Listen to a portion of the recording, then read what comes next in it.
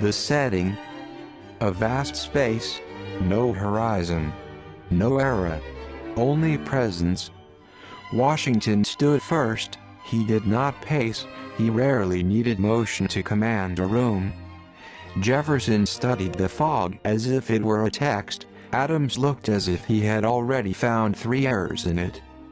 "Gentlemen," Washington said, "we formed a government for a people, not for factions." Adams snapped his head up.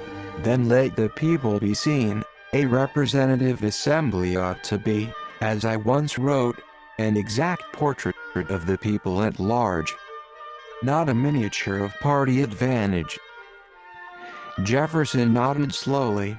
"And if election becomes merely the instrument by which power protects itself, then it is no republic at all, and elective despotism was not the government we fought for." Washington's face tightened. "I warned that parties might become engines for cunning men to subvert the people's power." Adams gave a sharp little laugh. "You warned us. We ignored you immediately." Elbridge Gerry emerged from the fog carrying a map. "Governor Gerry." Adams turned first. "Ah, Massachusetts has arrived." Gerry held out the parchment, its district curled and twisted across the page like a political animal. Jefferson frowned. Washington did not move. Gerry said, "I signed the law, I did not draw the beast." "That is thin comfort," Adams said. Washington looked at the map. This line was not drawn to find the people. "No," Jefferson said, "it was drawn to find votes." Gerry's voice was quiet. "Every party believes it is defending the republic when it defends itself." Adams stepped closer. "That is precisely when the republic requires defense from the party." Gerry vanished. Madison entered with no flourish. He looked smaller than the others, but not lesser. Washington said, "Mr. Madison." Madison bowed slightly. "Representation has never been clean." Jefferson looked away. Madison continued, "We counted men who could not vote. We counted them to increase the power of those who held them in bondage." He did not excuse it. Washington said, "A portrait that excludes the subject is a lie." Madison answered, "Yes." Jefferson said nothing for a long time. Then Madison looked at the map. "Gerrymandering is not slavery, but it is born of the same temptation, to convert persons into fractions of power." Madison faded. Lincoln came forward, bareheaded, solemn, immense in stillness. Lincoln said, "You cannot preserve a republic by teaching it to divide itself." Jefferson watched him closely. Lincoln's voice remained low. "A house divided against itself cannot stand."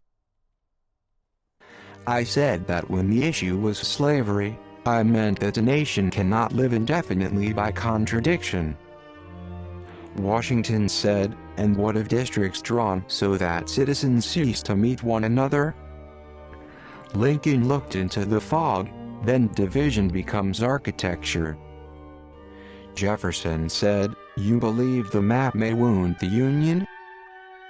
Lincoln replied, "A bad map is not Fort Sumter, but every republic builds smaller forts before the guns begin." Lincoln disappeared. Roosevelt appeared. "I know something about elections," Roosevelt said. "I won more than any American president." Washington almost smiled. Jefferson said, "Then tell us, Mr. Roosevelt, what does an election prove?" Roosevelt's grin softened. "It proves who won, it does not always prove whether the system was fair.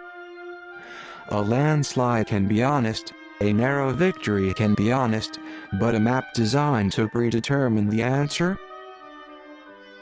That is not a mandate. That is stagecraft. Washington said, then the remedy? Roosevelt leaned forward. Make the contest real, let the people choose the government, not the government choose the people. Roosevelt was gone. Einstein entered. A line on a map is a small thing. Until it is not. Washington waited. In science, Einstein continued, if one begins with a false arrangement, the result may appear precise, and still be wrong. Jefferson said, you speak of consequences. Einstein nodded, yes, the structure changes, the result changes, the future changes. Washington said, so, the map is a moral instrument. Einstein answered, every instrument is moral when men use it to govern other men. Einstein lowered the papers. The fog held. Washington did not move. Then, Franklin, I've been following this for quite some time, George, he said. He held up the parchment, but it was no longer blank. A map of Massachusetts. And over it, a grid. Clean. Even. Unapologetically simple.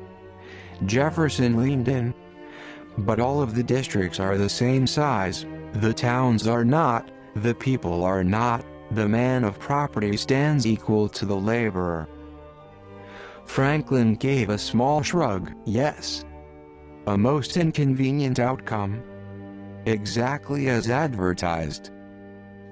He tapped the parchment. Everyone is equal. Just as you wrote it. Washington unfolded his arms. Equality drawn by line may not yield justice. Franklin tilted his head. No, but injustice drawn by design guarantees the opposite. Jefferson paced. To refine this, to adjust for population, to keep it fair over time. He stopped. It would take decades. Franklin smiled.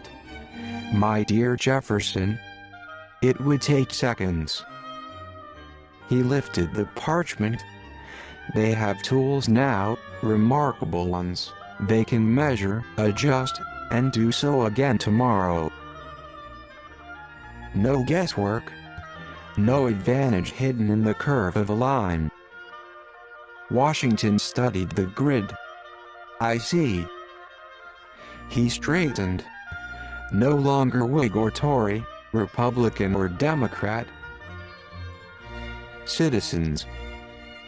Franklin nodded. And if they are citizens, Washington continued, they must meet an argument. They must persuade, not sword. Jefferson said, it would change elections. Franklin, yes. Washington, it would restore them. Precisely, Mr. President, he said. The fog shifted. The map changed. The grid emerged. Faint. Then clearer. Before it stood the three. The steelworker. The housewife. The corporal. Silence. The steelworker looks fair. The housewife, no one's hiding in it. The corporal, then it's on us. Washington, quietly, yes. Only lines. And within them, citizens. When the people disappear from the map, the republic is already gone.